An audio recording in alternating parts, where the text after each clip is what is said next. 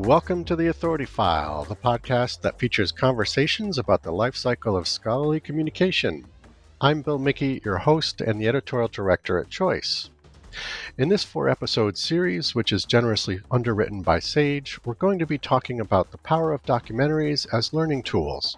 And in that discussion, we'll cover the full range of documentary instruction, from creation to classroom. We'll talk about instructional techniques, learning outcomes, distribution models, and, of course, effective librarian and faculty collaborations. We're lucky to be joined by a fully cross-functional group of guests, including a librarian, filmmakers and producers, faculty, and a publisher-distributor. Joining me are Seth Hernandez, a documentary filmmaker who most recently directed and produced the film Unseen, Virginia Espino, a film producer and continuing lecturer at the Cesar E. Chavez Department of Chicano and Central American Studies at UCLA, Sarah Feinbloom, a filmmaker and the founder of the documentary film production and distribution company Good Docs, Gisèle Tanasse, film and media services librarian at UC Berkeley, and Michael Carmichael, Senior Director, Library Editorial at Sage, which acquired Good Docs toward the end of 2024. In this second episode of our series, we go beyond the bookshelf and talk about how documentary collections are specially curated and distributed.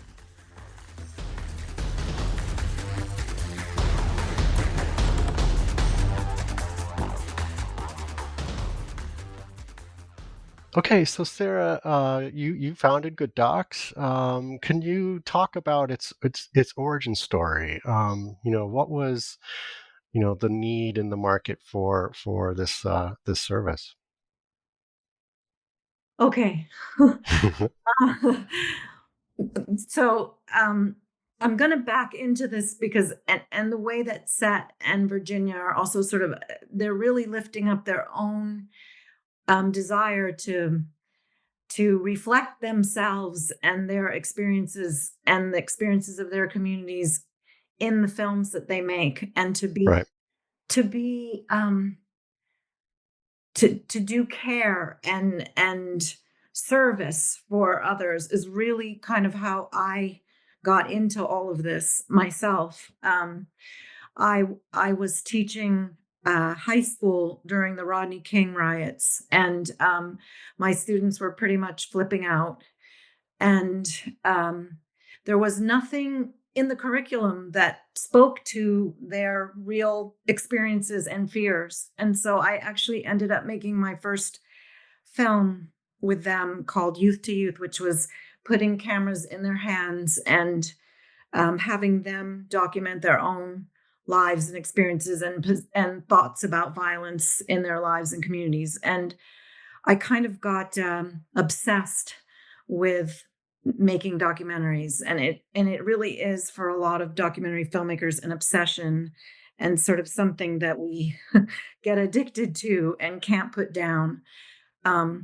Which and I think I want to echo what Seth was saying, because they're saying, it's just it becomes something you just get so immersed in, and it's so important, and you're with it for so long that you really have to commit to making a film, especially as an independent maker, to seeing it finally come to fruition. So I then went on to make some more films, and one of them I made again because I wanted to uplift the voices of my students about their religious and spiritual lives, and to look at that diversity, which I couldn't find in curriculum. I couldn't find a Muslim, a young Muslim woman, teenage girl's perspective in the social studies books that I was given by Boston Latin School at the time, and or a pagan or a Lakota. So I ended up making this film that I distributed to over 2,000 schools. And it was just, I kind of, that actually happened after 9/11. I was already making that film, but it hit a nerve. And I really was very interested in how I could make media that could be really relevant in the classroom, that could bring these stories to life, that could give voice, especially to young people, because they were just they have things to say. Hmm. And I wanted to lift that up. And so many people were so surprised all the time, like, really? I didn't know how smart teenagers are. But as a result of this, I really stumbled into founding Good Docs. It was because my friends in the filmmaking community, knew that I had distributed my own film to 2,000 schools. That they were like, "Can you do this for my film?" And little by little, all of a sudden, I had several clients, and I was really, really lucky that the URL for Good Docs was not already taken, because I really like the name, but also because it really encapsulates what I was setting out to do, which was to lift up all these different perspectives, knowing that they could only contribute to the good of all of us. And that I really wanted to feature all of these stories and my filmmaking friends who were making incredible stories about lifting up people and communities and unheard stories. And this was my goal in making this company. And I'm so glad that now that Sage is taking over the reins, that they're really supporting, the same agenda, I guess I would say, Hmm. same goals about, lifting up stories. And that doesn't necessarily mean one particular perspective, but the multiplicity of perspectives.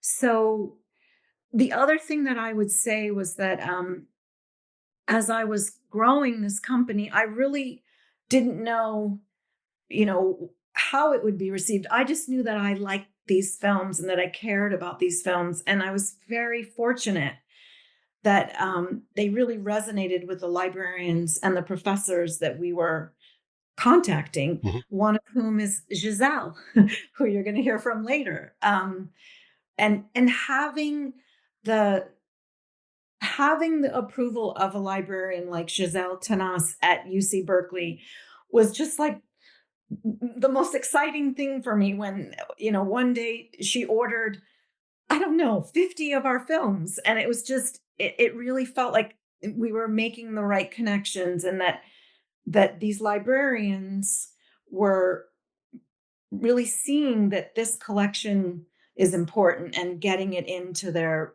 libraries and to their professors. So um, I didn't really know that there was a need in the library market, but it was affirmed over time as I built this collection. And it's just been incredibly rewarding. And I'm so excited now that Sage is going to keep marching on with the expanding this collection. Fantastic. Can you talk a little bit about like what went into sort of the curation of the title, the films that you were pulling in? Like what were you specifically looking for? Yeah, that's a very good question. And I get asked it a lot, but and sometimes I just say it's kind of coming from my gut.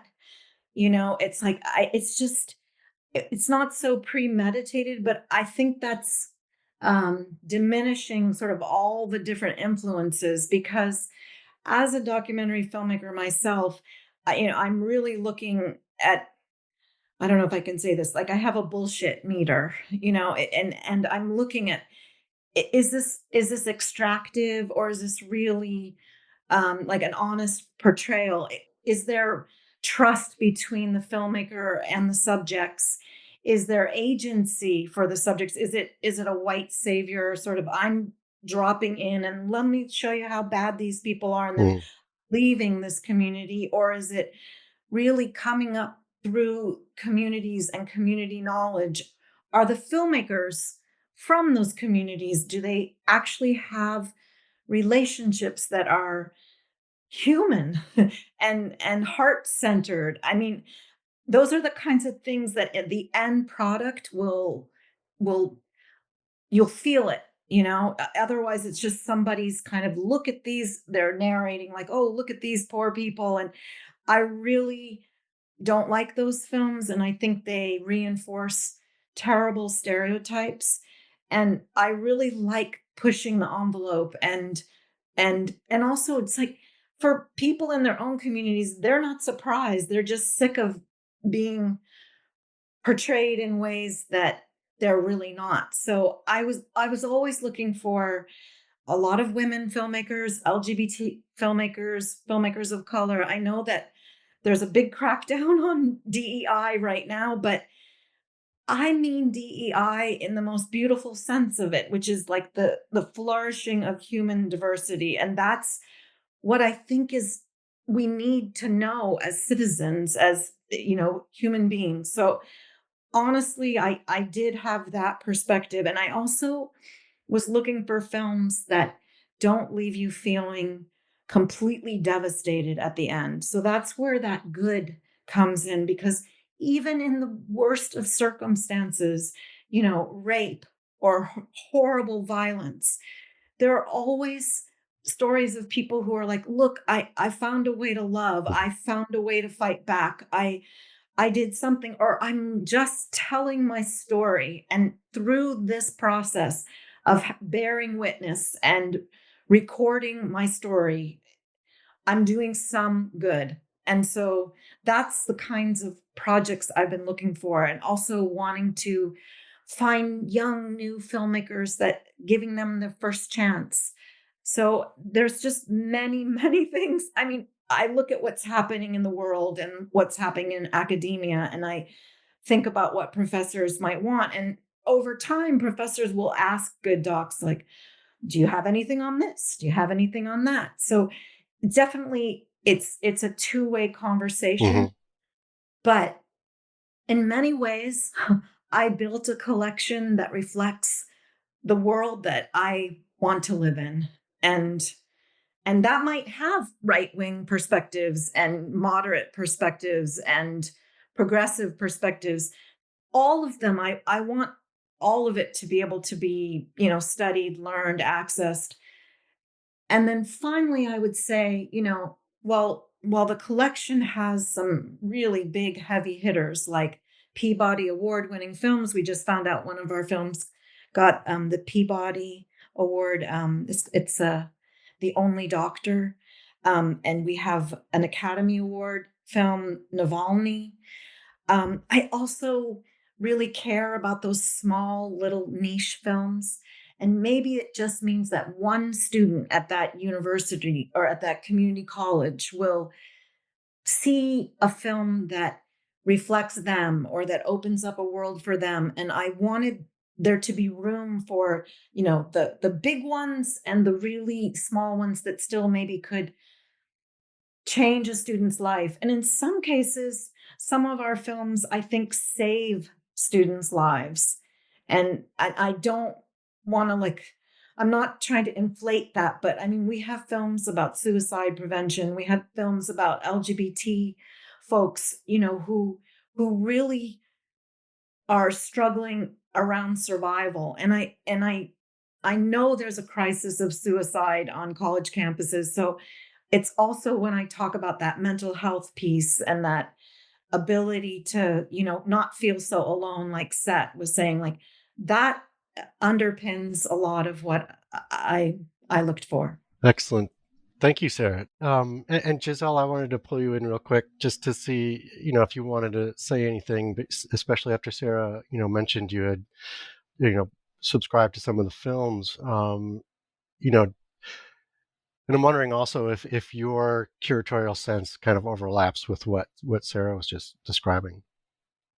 Yeah, certainly. I think we talk a lot about librarians supporting students in critical practices, but I think also librarians need to be critical in how we approach collection development. And so Hmm. some of that's being very mindful about not just the voices that we're bringing into the collections, but how we're buying things and who we're buying things from, and who are the filmmakers that we're supporting.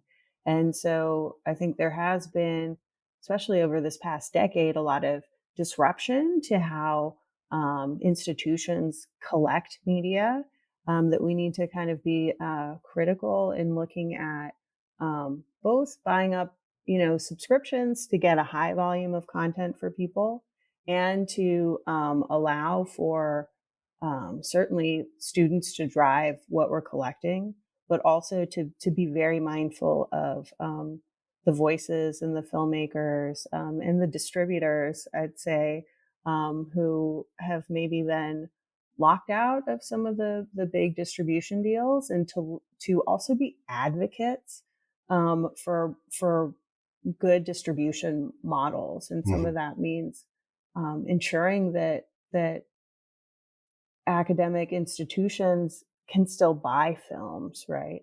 Yeah.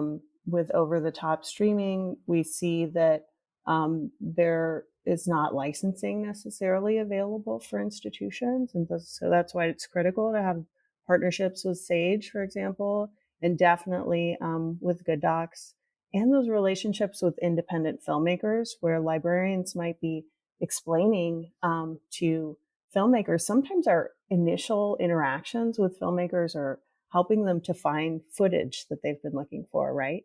But knowing that we can be partners to filmmakers as well in navigating a marketplace that can be difficult to penetrate from the outside, but one that can be very fruitful, because I think librarians generally are really thirsty, and our students and faculty are very thirsty for thought-provoking, independent educational media that leads us to be critical citizens and critical scholars as well.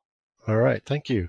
And then, Michael, over to you. I'm wondering if you could, respond to some of what you've just heard, especially with regard to, distribution models, and also if you could talk a little bit about, Sage's attraction to Good Docs. Why did that make sense for the company? Thanks so much for your question, and also for having me on this podcast. And just to say, also, it's a real delight for Sage to be partnering with the wonderful community of Good Docs storytellers and filmmakers. I think for us at Sage, it was a natural fit.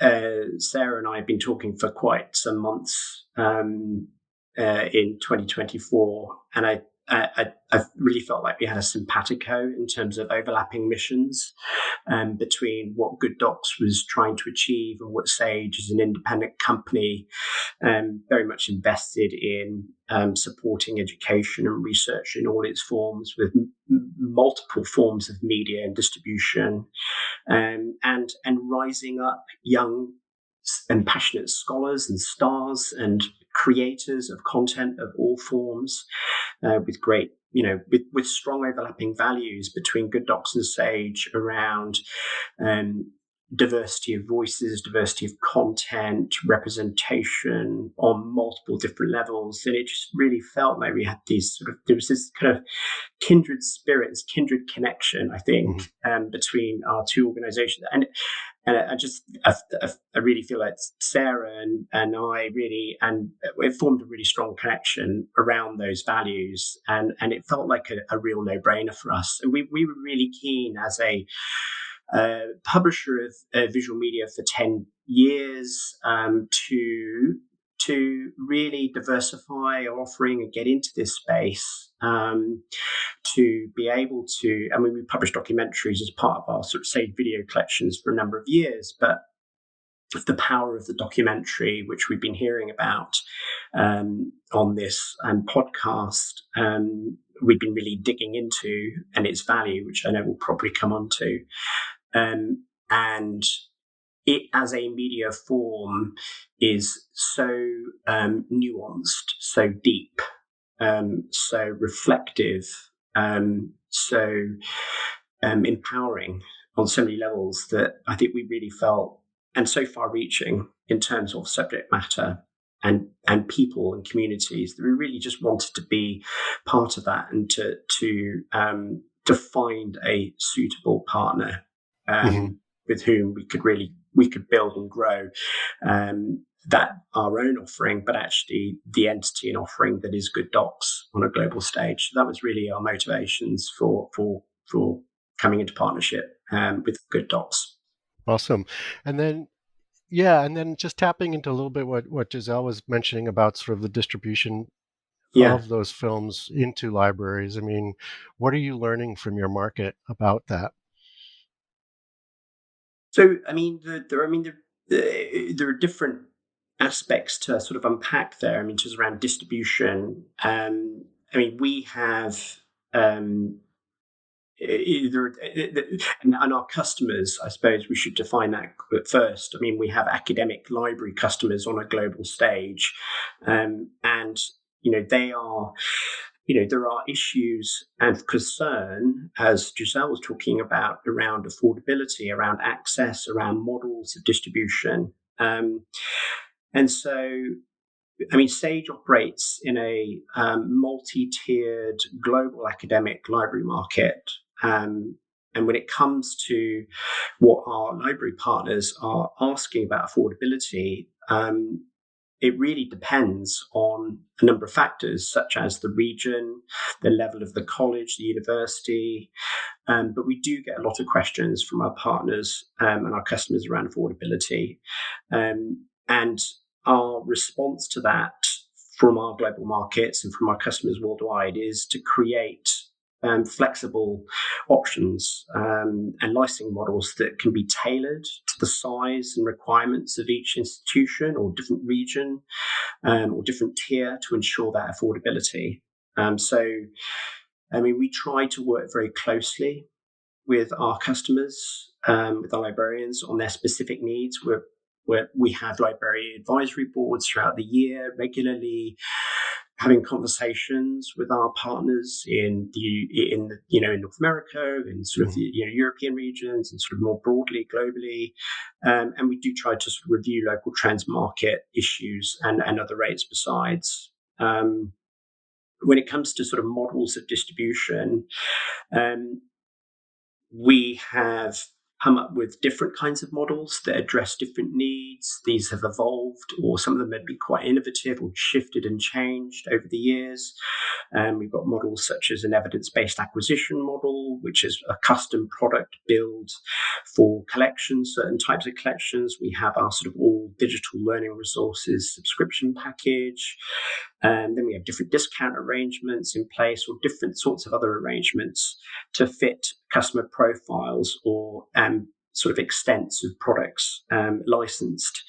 And then we have a range of other diverse institutional market or flexibility policies in place, which is absolutely paramount, I think, to helping our customers, but also the patrons and students and faculty members within those customers to sort of keep, to keep on board and to feel that they're being valued as well. Mm-hmm. And then just on access, I mean, that's also just a very, very kind of broad term, but it's a fundamentally and huge term, and is vital for documentary films and filmmaking. I mean, I think our customers have to think about, and our customers and librarians have to think about access in terms of widening access and the widest possible access, and not discriminating students or researchers or patrons on the basis of disability or device or mechanism that they're using to engage with that content. And that's particularly live right now in the context of legal developments on both sides of the Atlantic in the United States, with the recent Department of Justice ruling on Title II of the Americans with Disabilities Act, or the European Accessibility Act in the EU. I mean, the former explicitly brings licensed content from vendors and all web content and mobile applications within the scope of the ADA. So these institutions and our customers have a clear red line in terms of what to ask vendors for, and we need to be responsive, and we need to be working very, very closely with our vendors around that. Excellent. Thank you, Michael.